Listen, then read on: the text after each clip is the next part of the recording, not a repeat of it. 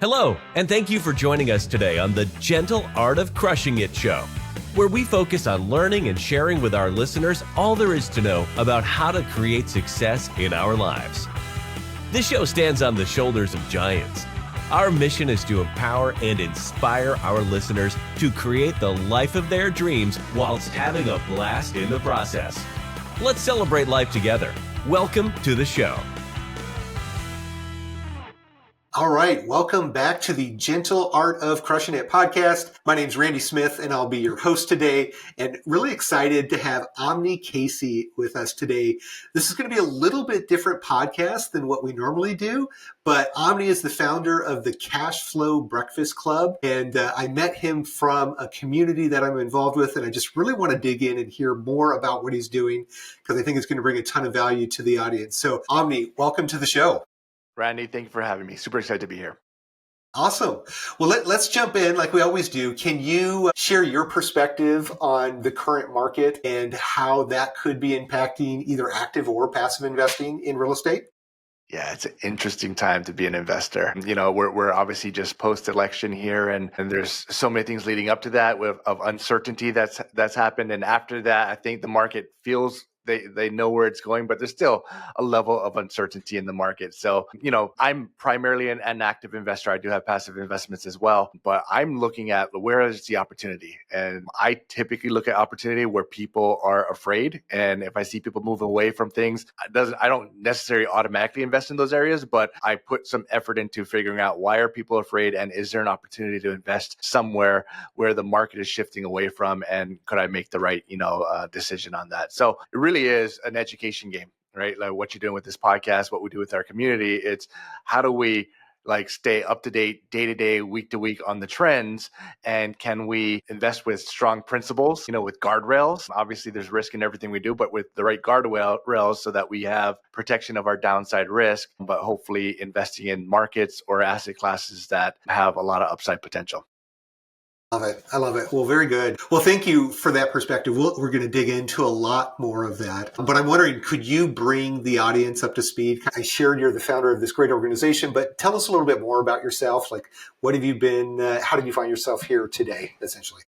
Yeah, so I'm 43 now. More than half of my life, I've been a real estate investor and been in the real estate game. So I just kind of passed that mark. I think I'm 22 years in as a real estate investor. So started pretty young. I was from Hawaii, born and raised. My first investment deals were in Hawaii, and went down this path. I wanted to be an entrepreneur, wanted to start various businesses. Real estate happened to be one of those businesses. Probably through sheer luck, found the right mentors, maybe an obsession of trying to be in the right communities and around the right people, had the benefit of, being able to make mistakes and survive those mistakes and learn from those mistakes in real estate investing. And hopefully every time you make a mistake, you don't make it again, you're learning from it. So starting at an early age, I was getting into fixing and flipping. And then I realized that's not where I want to be. I wanted passive income, or I wanted consistent income coming in. And that came in through rental properties, that came in through partnerships, that came in through other things. My problem was I had no money. I was 21. I worked at a surf shop when I started investing. So there's no money in that. Okay. And I couldn't afford Hawaii. And so I had to learn how to pick points on the map that I knew nothing about. Augusta, Georgia. Pockets in Texas, do these cash flow? Does this meet my criteria? And I had to figure out how to build teams in those areas to help me, started out with single family home rental properties. I eventually moved up to duplexes, triplexes, quadplexes. And I got to a point where I'm like, man, if I got to buy one rental property a year, 10, 15 years, I think I have enough, passive income to be comfortable. And that one per year commitment turned into 2 per year, then 5 per year, then 10 per year. Several years ago, I just realized I had to shift my mindset and put out a bigger vision. And I said, well, what's bigger than that? And I started to say, well, can I buy one property every single week? And so that's where I set the goal of 52 properties in 52 weeks several years ago. That became my minimum threshold. Now our goal is to close 100 purchases this year, and we're probably going to hit that. So we're really close. We're trying to close on one portfolio. But for me to go to that size and that scale, I couldn't buy one at a time anymore. That wasn't a feasible model for me. So now I typically don't buy one property. I typically buy packages of properties or portfolios many people shift and go to large multifamily, and I love that space. I'm a passive LP investor in multifamily syndications, but me actively investing, I didn't see myself having a competitive edge in that space. And so I started to buy portfolios of exiting landlords. So my ideal target seller to buy from is someone that has 10, 15, 20 duplexes to fourplexes, small multifamily, and they're just looking to retire. They're looking to exit. And if anyone has a portfolio like that, and maybe they're self-managing it or very hands-on, and you like burn out, you say, I just want to be done. If you try to sell off those properties, that takes you 2, 3, 4 years because you're typically selling them as leases are up, you're fixing them up. That takes a lot of time for someone to exit that position. I try to come in and give them the ability. I buy it as is. I buy it with the tenants. I'll inherit your problems. I want a margin discount because of that. I let them exit right away. And then we do what I call the portfolio BRRRR. So most people understand the BRRRR process. But we're not necessarily doing it on every single property. We are doing it on the entire portfolio, meaning some of those properties we're fixing up and we're stabilizing. Some of them are already in place and we're just using the right cash out refinance debt to pull out some of our equity. Some of those properties maybe have good equity positions, but maybe they're not the best cash flowing properties. And we might actually sell those off and to recapture some of our capital. So by doing a combination of selling off, a turnkey refinances and renovation refinances, we try to recapture the vast majority of our capital, not in 5 years, but in 8 months to a year. And we're going to recycle that over and over again and look for our next portfolio. So I've been doing that for a while now. And the minimum portfolio package that I purchase when I'm trying to buy cash flow like this is 10 properties, upwards of, we're making an offer on an 80 property portfolio right now. Are you interested in real estate investing but don't know where to get started or think you don't have the time or money? Are you stuck in your W-2 because the golden handcuffs make it hard to walk away? If this sounds like you, check out impactequity.net and schedule some time to talk with the founder, Randy Smith. Randy went from massive income to leaving his W-2 through passive income, and he can help you do the same. www.impactequity.net. So yeah, very interesting. I've not met anybody that scaled like this in single family. And I love the fact that you're doing BRRRR strategy in this. I'm intrigued when you're buying a portfolio. You mentioned that some of them might have good equity and low cash flow. When you're say you're buying 10 of those, are you looking at like the purchase price per unit, or are you looking at, do you buy as a portfolio, or are you just buying like 10 singles, but here's the individual amount that you're paying for each of them? I'm curious, like the logistics behind that. Yeah, no, you're exactly right. It is a more complicated, it's not chess, it's not checkers, it's not chess. It's like more three-dimensional chess, if you will. There's so many things to kind of think through on this. So we try not to buy single family homes. We try to buy 2 to 4 unit properties, so a portfolio of 2 to 4 units. But that landlord typically might have 1 or 2 single family homes in there. And it doesn't work if I buy all except 1 or 2. It only works if I buy everything. Like they just want out at that point.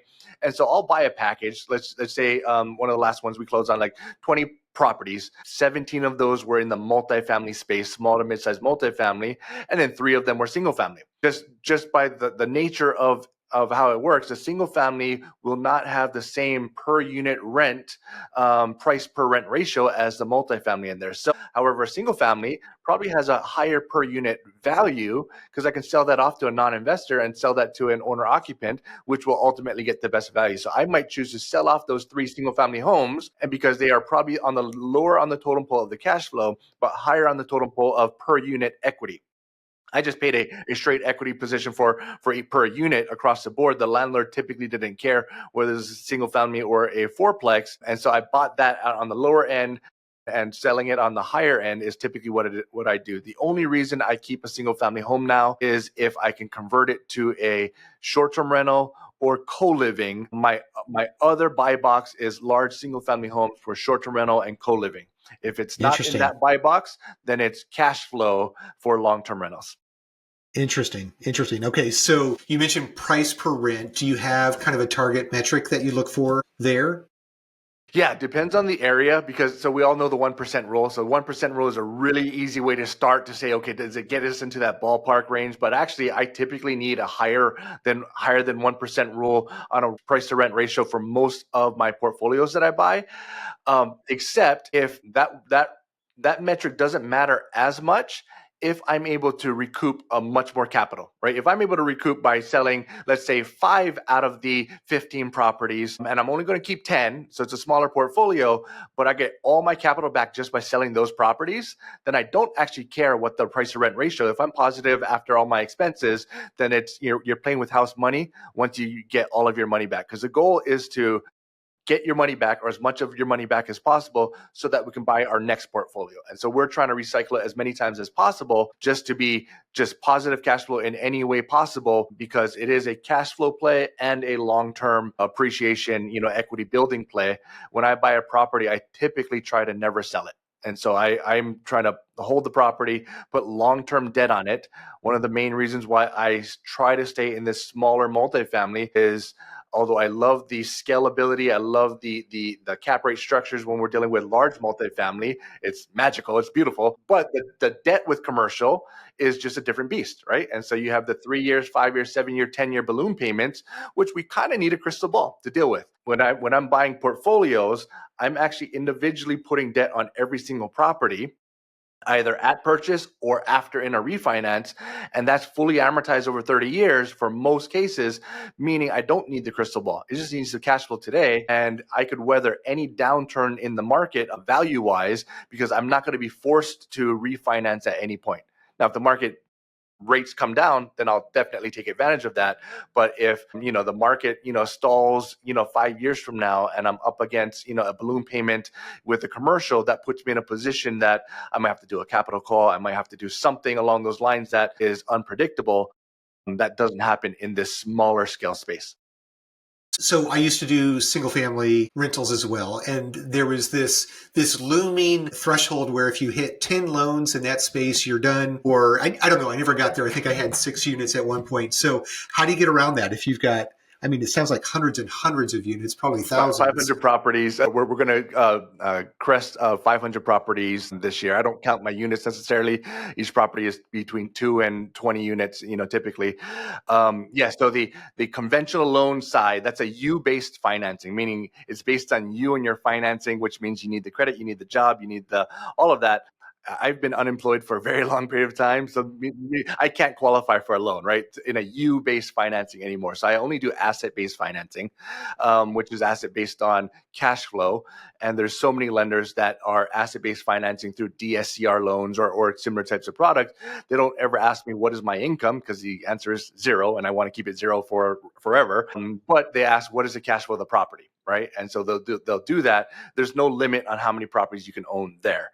It's 10 if you're doing U-based financing, conventional financing, FHA, VA. It's unlimited if you're doing asset-based financing. That doesn't show up on your credit report. That goes to your LLC. And it's literally, they just care, does the property break even is really their threshold. If it makes some money, then they're going to give you a better rate. If it makes a lot of money, they're going to, give you a much better rate as well. So it was several years until I figured that out. Once I understood there was a different lending world out there other than the conventional financing, that opened up everything for me.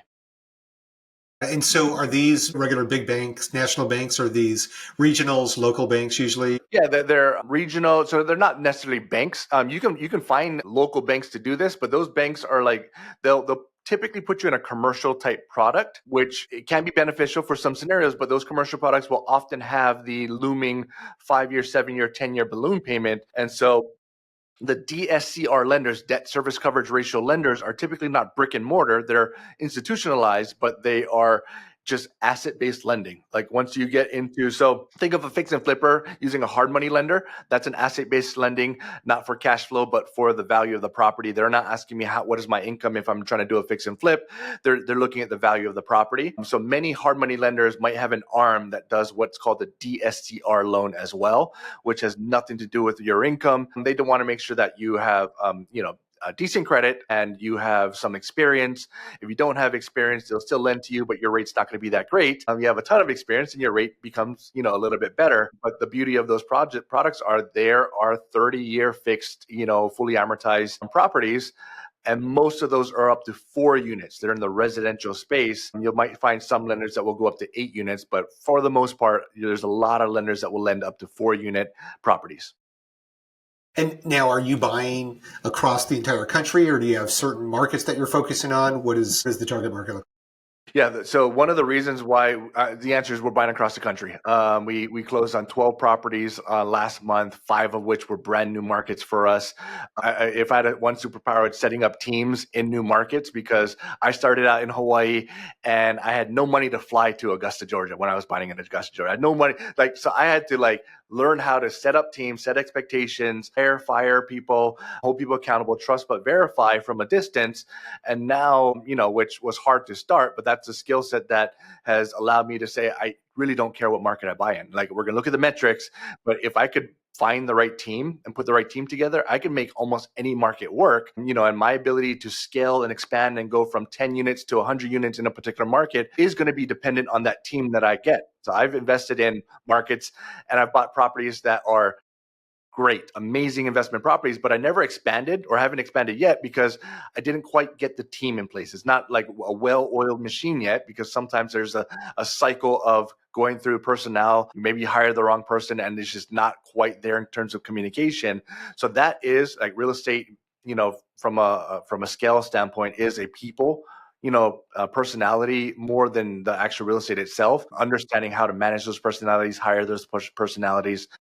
So yes, I can go into any market. The reason why we started to set our minimum threshold of 10 properties minimum was the threshold where it started to make sense for me to put in my effort to build a new team in a market. For me to buy a fourplex in a market, the amount of time it's going to take me to set up that team, the return from just that one fourplex was usually not enough. But a 10 property package of 2 to 4 units, that's 20 to 40 units, that starts to make sense to put in the several days to several weeks of hiring, vetting, and putting that team together. Love it. So, and are you seeing pockets across the country? Do you have favorite markets? Do you have more density in certain ones, I would imagine? Are there favorite markets so far? Yeah, favorite markets are around my favorite probably property managers, right? So it's less market based, but so I love landlord-friendly states. More red states are better, but I actually have in some blue states. So I have in Maryland, pockets in Maryland, which is around where I am, that they do well, and it really is because I have rockstar property managers, in place there. But just some new markets that I'm excited about. Scottsdale, Arizona. I think that's out near you as well. Just bought my first property there, under contract for a few more there. There's some pockets in Florida that I'm testing. A lot of people are afraid of Florida. There's interest, there's insurance risk. There's so many things to be scared about in Florida, but I think there's a lot of tremendous value in some markets in Florida. Right now, you get undervalued, and if you can withstand the next few years, I think you're gonna be happy with that, because there's waterfront or near water or beautiful areas that you can get at a discount right now. So there's a couple new pockets in Florida that I just broke into last month as well. Okay, fantastic. So I'm surprised to hear Scottsdale. So Scottsdale actually is not a multifamily cash flow pocket. That is a large single family home. It's a $1.2 million property that's going to be short-term rental. And it's my second buy box. So we will buy A-class areas if it meets short-term rental or co-living. We primarily try to find properties that have the ability to inherit their low interest rate debt. Right. So if seller financing, if they're willing to give us 4.5% or lower, or even some sort of subject to or hybrid financing, that makes it easier for us to get into a market, lock that in for 5 to 8 years or so. Basically, it's an easier runway once you're dealing with a 4% or 2% interest rate than a 7% interest rate for the next few years, while you're building your systems and building your team to extract that cash flow from it. So I want to dig into short-term rental and co-living, but before we kind of shift over to that, I'd love to hear, how do you find people that are selling 10 plus units in this space? Because, it's all local. It's all relationship driven. How do you find those?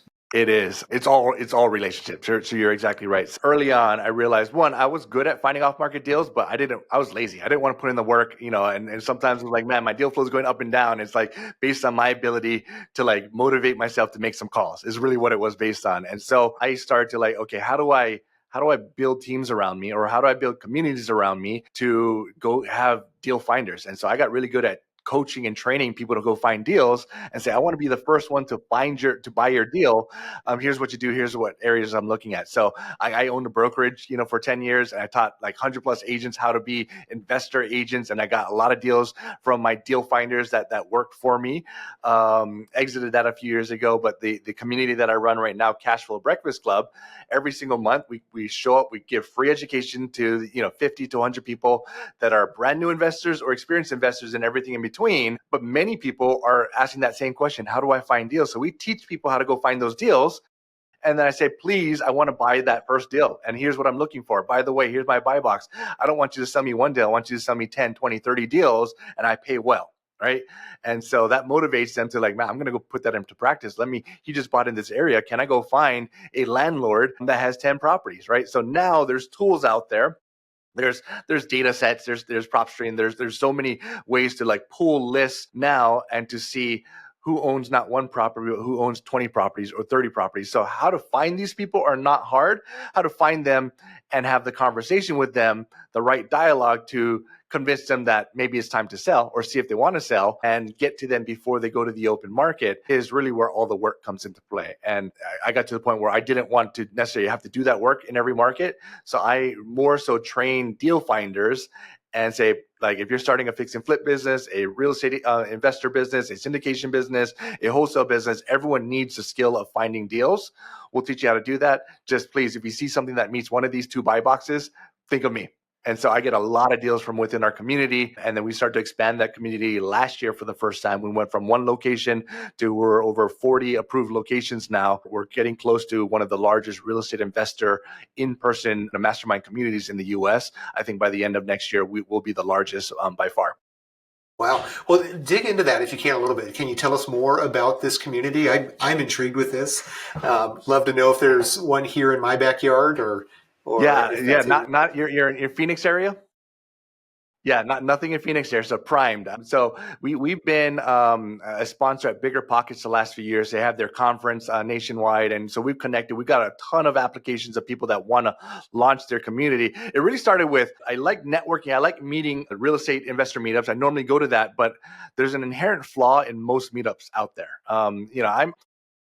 I'm more of an introvert than an extrovert, although I like, presenting, coaching, and training. If I had to like really shut it off, I'm really an introvert, right? And so sometimes if I'm not in the right mood or mindset, I show up to a meetup, I might not be in the mood to go out and like just network and connect with people. And I've been to many where it was just a waste because of me. And I realized there's so many people like that, right? So many people like that. The only thing that was missing was structure. Like if I showed up not in the mood, but someone says, well, here's the 5 questions to think about and go talk to these 20 people. And so there's just structure missing that would make networking way more efficient, right? Because without that structure, we are very surface level of like, well, how's that weather? How's that, the Cowboys doing, or how are the Cardinals doing? Right? We dance around things that actually matter in that room. Then we eventually, well, what do you do? And so most of us do not know how to network well. And so like me being a part of multiple masterminds, one of which is GoBundance, we're part of as well, and many other masterminds as well, I just realized there is a much more efficient way to run these things. And so we do a ton of education.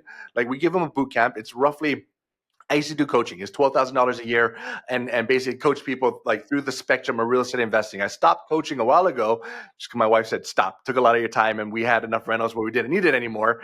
So I just put my coaching program in there. And so they're getting free coaching now in the community setting, but we're also mixing in this gamified, structured mastermind networking that you get nowhere else, other than joining a paid community to spend $10 or $15 or $20,000 a year on. And so we get some loyal members in that community, and everyone's like just trying to figure out how do they help each other get to that next level. Am I going to partner with someone that's in this room? So we teach people how to be active investors. The reality is most people starting out thinking they want to be active investors eventually become passive investors, but they're much more competent or confident passive investors because they have the knowledge, the skills, the tools to analyze that the active investors do. They just realize They just want to be the money side of it. They just want to be the passive side of it. That's a better gig, right? And some people love I love being the active investor because I still love the hunt. I love the deal structure. Like, that's me.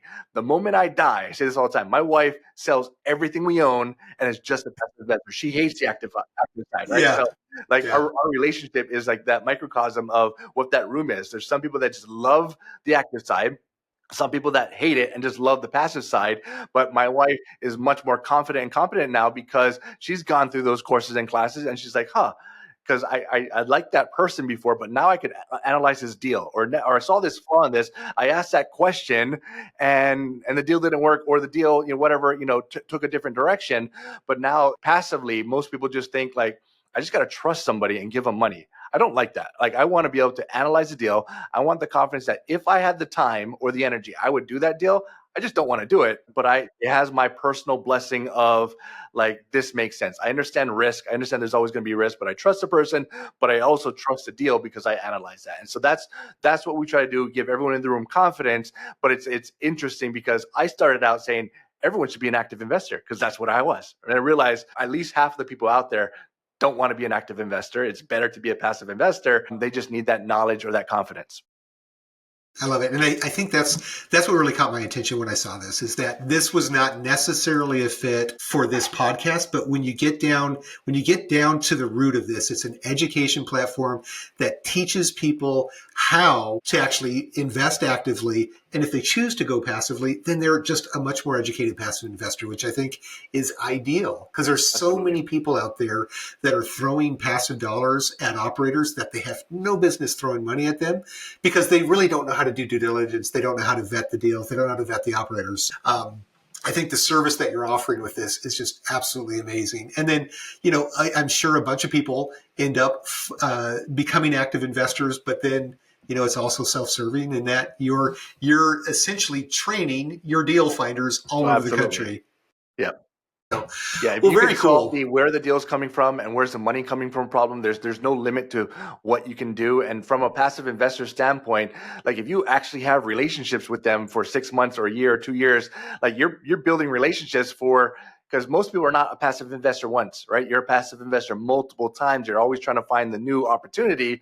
And you could have an ecosystem of 10, 20, 30 people that you're meeting every single month, right? And it's much easier to work with someone that you're seeing face to face sometimes, build a relationship with, and then the right opportunity comes along with that person.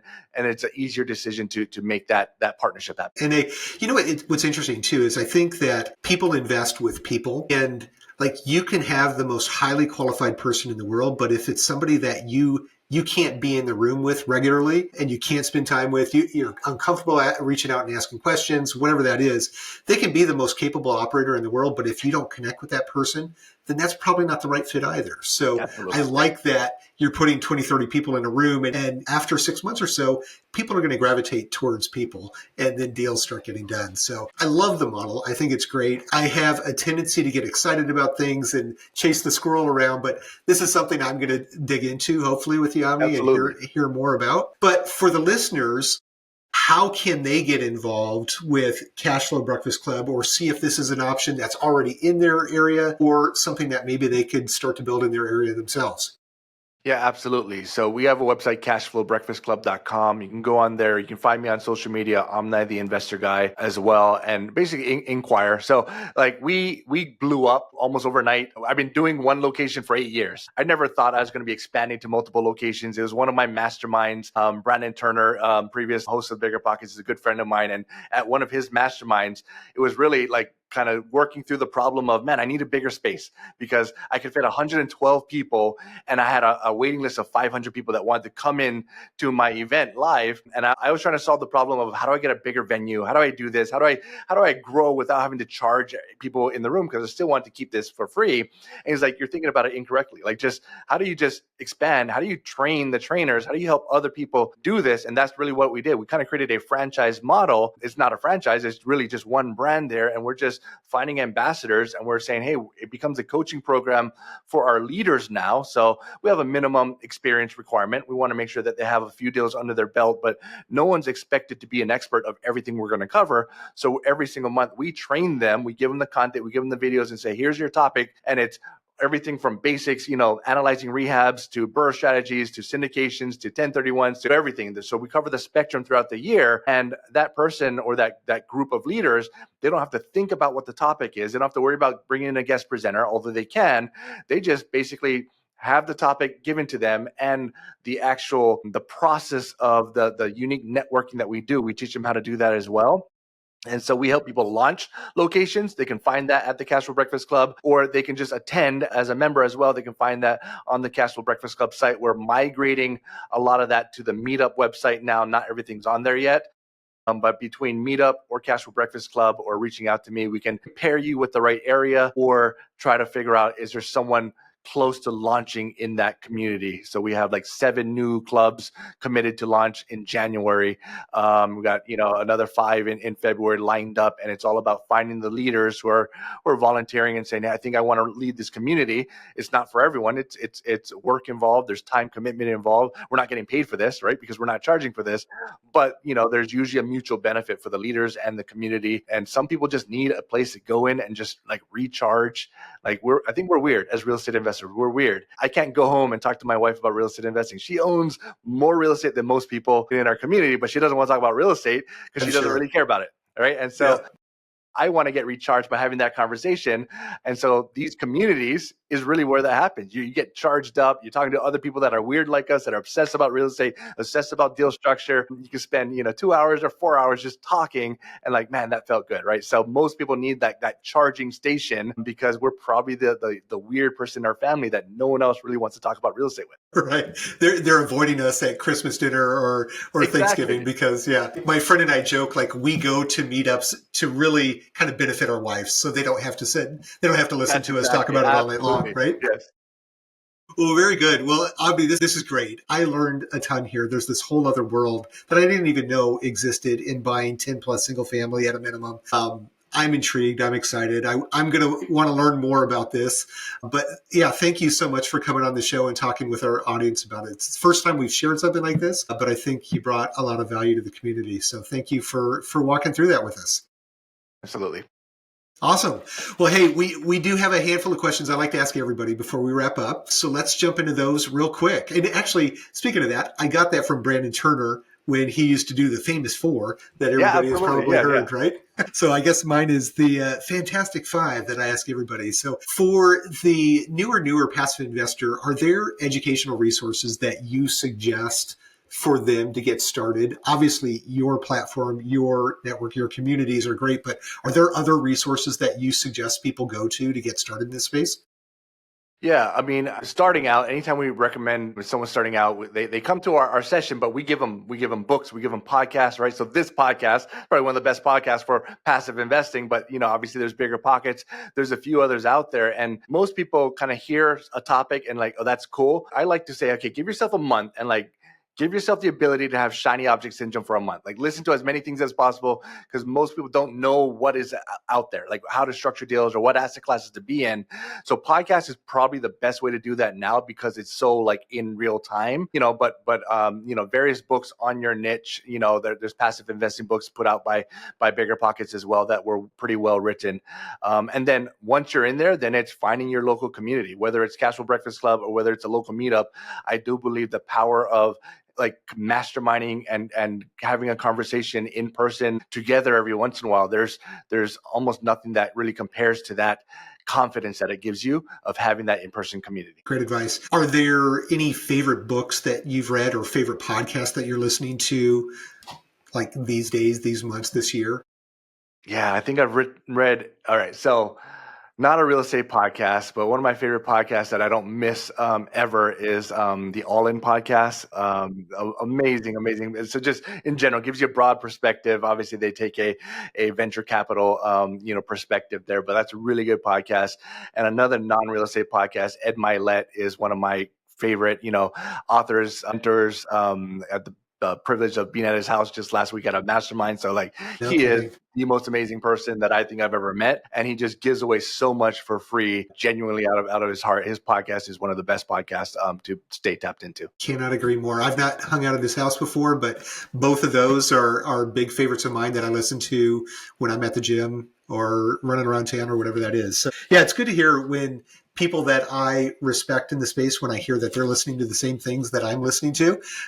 That's exciting. And, with the All In podcast, it's interesting. There's going to be a change in that podcast coming into the new year with the change in administration. So I'm watching that one closely to see how that adjusts, because they've had some interesting new personalities on there over the last month or so. So yeah. Well, due diligence, obviously in your space, is huge, but as a passive investor, due diligence is extremely important. So are there due diligence questions that you think passive investors should be asking that maybe are not, the top 5 you hear everybody asking? Are there some secret ones that you'd like to share? I don't know if there's any secret ones, but the one that made me think the most, and I've used it ever since, is someone was going to be a partner passive investor for the first time. This is their first investment deal, and they could not afford to lose money. And no one wants to lose money, but sometimes you can't afford, right? You understand the risk. And he said, in what scenarios do we lose everything? And I'm like, what do you mean? Like, we're not going to lose. No. I want you to think about it and tell me, what are the scenarios, no matter how likely it might be, that we lose everything and go to zero? And that forced me to think worst case scenario, because we typically think best case scenario and then likely scenario and then maybe slightly bad scenarios. Rarely do we go to, man, what does worst case scenario look like? And he's like, I want you to come up with 2 scenarios that we go to zero, no matter how unlikely it is, and let's talk through it. And so that made me kind of think through and push through those scenarios and say, okay, well, nuclear war might not be something that we're worried about at the moment. So okay, that's one of those things. And but I think pushing on that side helped me to really kind of maybe see some gaps in some of my dialogue, speaking with passive investors, to make sure here is the probably likely worst case scenario, but here's how it goes to zero. And I think we all agree that's probably not happening, but that's a conversation that we've been having. Yeah, such a great question. And I think had some investors asked that question 3 years ago, 4 years ago, they might not be in the situations that they are today. And a question that I wish I would have been asking early on. Have that dialogue. Absolutely. Absolutely. Yeah. So you and I, as you mentioned, we're both part of a community that we talk about bucket list items. So I'm curious, do you have a recent bucket list item you've checked off your list, or one you're hoping to in the near future? Just like I just mentioned, being at Ed Milet's house has been on a bucket list. Being in his mastermind, and I had no idea that he ran masterminds. He rarely does them. I don't really have bucket lists per se. I have vivid visions, right? So I have that 3-year out vision of my life, and what I see in that vision is everything that want bucket list wise and business wise. For the last year and a half, it's been on my vivid vision that I'm at Ed Milet's house. I consider him a mentor, and I don't ever talk about how it happens, because I didn't know how it was going to happen, but being invited to his house in a very private, 10, 15 person mastermind was on my bucket list probably for the last 2 or 3 years, probably the most important thing. Super excited about that. Before that, because I didn't think that was happening this year, traveling and masterminds are my 2 favorite things beyond real estate and family. Obviously, those are my loves. But traveling and masterminds, if I could combine those, then it's probably the best trip ever. And so we've been doing really cool travel masterminds. We put on one with 17 people in the Dominican Republic. We rented out a boutique hotel all to ourselves, and we just literally did the vivid vision for 5 days together. On a boat, on the beach, like in this really, really cool setting with some awesome people that we got to know much better. And we do that 2 or 3 times a year. We're planning to do that 2 or 3 times a year now, like going to Greece and Croatia. And, I think the life of where that's a reality happening 2 or 3 times a year, not just normal travel, but traveling with a purpose, is just so cool. And so that's been on my bucket list, and I'm excited about probably Greece trip coming up early next year. Is going to be exciting. Thank you. Just amazing answer. I love that. I love how you shared when we set these goals, this vivid vision, we don't know how it is we could possibly accomplish that. But if you put it out, the reticular activating system starts to look for those answers for you, right? Absolutely. That's exactly it. Fantastic. Yeah. Thank you for sharing. So our final question I like to ask everybody, and this one I think will be kind of interesting. So if you had $100,000 you had to invest today, but you couldn't put it in your deal or one of your deals, where would you put that 100? Like that. The easy answer is there's people that I'm a limited partner with. But if I had to really think about this, I would probably invest it in a business, and probably a home services business, a space that I've been looking into myself, but something that I'm not running myself. So trying to buy into a team and invest that into a business as a 50-50 partner with someone that's operating it would probably be it. So like a roofing contracting business that has maybe underperforming communication, marketing, and I could bring a tech stack to and some management experience to, is probably where I would put it if I couldn't put it in my own deals. Well, Omni, thank you so much. Like I said before, this has been an amazing episode. I really appreciate your time today. I think you brought a ton of value to the audience. Thank you so much for being on the show. This was a blast. Thanks you, Randy. All right. To our audience, as always, we encourage you to continue that education journey with something like the Cashflow Breakfast Club or the many things that we learned today. But more important than just the education, we encourage you to take action and make a decision to make either that first passive or first active investment. I am convinced, I'm sure Omni is as well, that once you do, you will just wish you had started that much sooner. So again, thank you for joining us today. Be sure to join us next Thursday for another great episode. And don't forget to like and subscribe on whatever channel you're listening to. Thanks so much. Well, there you have it, ladies and gentlemen. Another episode of The Gentle Art of Crushing It. It was an amazing episode. We know we sure learned a lot, and we hope you did as well. We want to take a second and thank you so much for viewing or listening to this episode. And please just know that we only ask for one favor, and that is to make this life magnificent. Thank you, and have a wonderful day.